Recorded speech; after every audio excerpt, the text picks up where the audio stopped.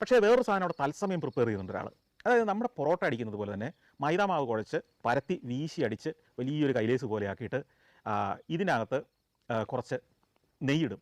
ഈ പരത്തിയ സാധനം ഒരു കല്ലിലേക്ക് വിരിച്ചിട്ട് ചുട്ടു തുടങ്ങുമ്പോഴത്തേക്ക് ഇതിൻ്റെ നടുക്കോട്ട് ഒരു ബട്ടർ, ഒരു നല്ലൊരു കട്ട ബട്ടർ അതിൻ്റെ മുകളിലേക്ക് ഇടുന്നു.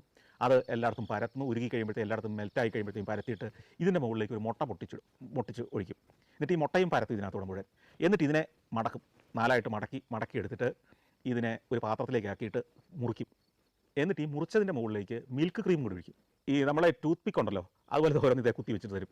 അപ്പോൾ ഈ മിൽക്ക് ക്രീമും ഇതും കൂടെ ഇതെല്ലാം കൂടെ ചേർന്ന ഈ ഒരു വിഭവം ഉണ്ടല്ലോ, ഞാനിത് ഒരു പാത്രം വാങ്ങി കഴിച്ചു. അതിഗംഭീര രുചിയാണ്, ചെറിയ മധുരവും അസാധ്യ രുചിയാണ്.